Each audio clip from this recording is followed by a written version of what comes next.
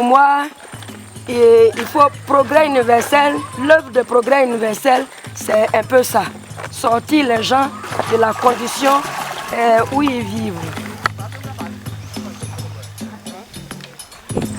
Le travail améliore les conditions de vie des personnes.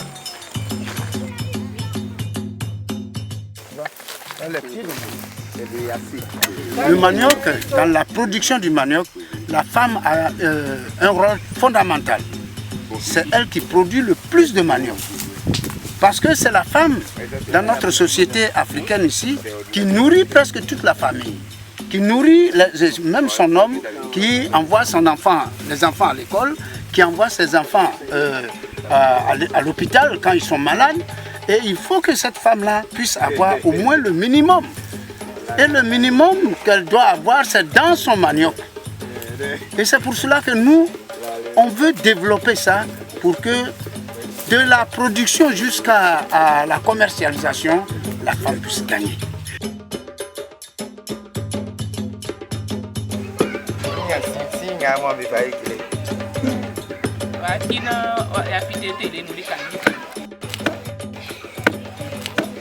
L'ONG aussi a donné des broyeuses ambulantes qui facilitent aujourd'hui le travail des femmes. Mais le problème réside au niveau de la commercialisation. Nous sommes en train de tout faire pour finaliser le projet, la construction des magasins en Diobonois, pour que vraiment nous n'ayons pas assez de difficultés pour que nous puissions stocker nos produits en Diobonois, transporter à Abidjan pour la commercialisation.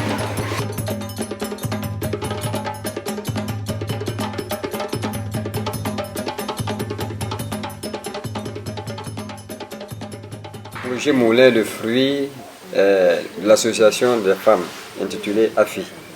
Et aujourd'hui, ces projets continuent. Grâce à ce projet, nous, on n'a plus l'obligation d'aller à Boké et faire peler nos riz et au poivre de ce soir. Ce projet a permis à nos frères et sœurs d'être ici et surtout aux femmes d'en tirer bénéfice et profit.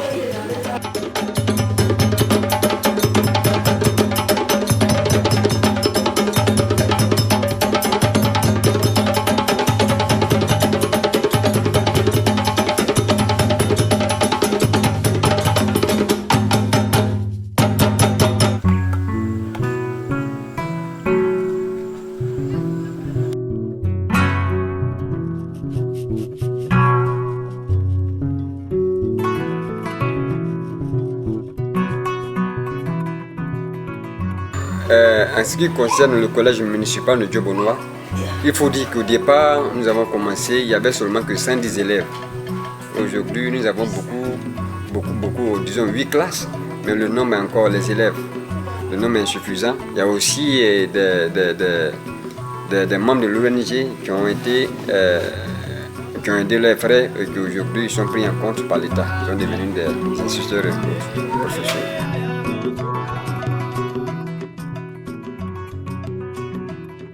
Concernant le projet de tissage, il faut dire qu'au départ, les jeunes gens étaient cachés, ils étaient dans les villages. Mais grâce au projet de l'ONG qui a rassemblé beaucoup de jeunes hommes, aujourd'hui, nous avons constaté que dans la ville, il y avait beaucoup de personnes. Donc le projet de tissage a été une lucarne pour la population.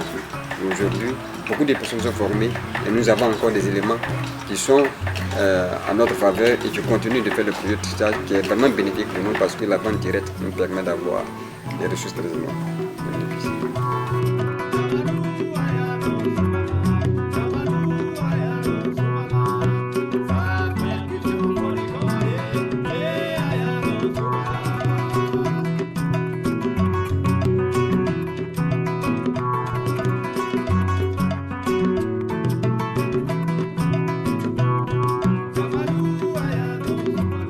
Le projet couture, il faut dire qu'il y a eu au départ beaucoup de filles qui étaient parties présentes à cette chose-là.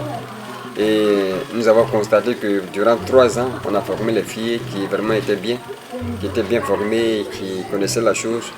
Mais après, on leur a dit que bon, comme c'était gratuit, il fallait qu'elles aussi apportent leur contribution. Et là, ça a brisé l'élan de la chose. Mais bon, toutes les personnes, toutes les filles que nous avons formées aujourd'hui, sont quand même dans le petit atelier et sont à leur compte. Et je pense que ça a été vraiment un élément salvateur pour les jeunes filles.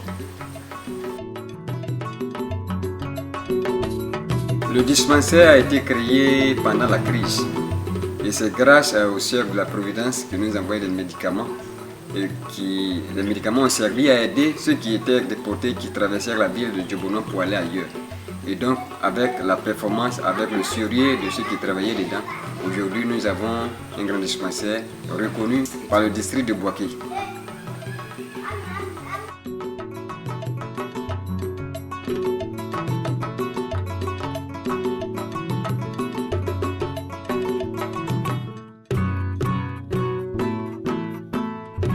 Pour nous, l'ONG est comme une pièce maîtresse dans cette action. Parce qu'il faut, pour réussir, il faut au moins un guide, non? L'ONG est comme un guide dans cette action de la production. Il faut former les gens. Parce qu'une personne qui travaille, il faut donner une formation.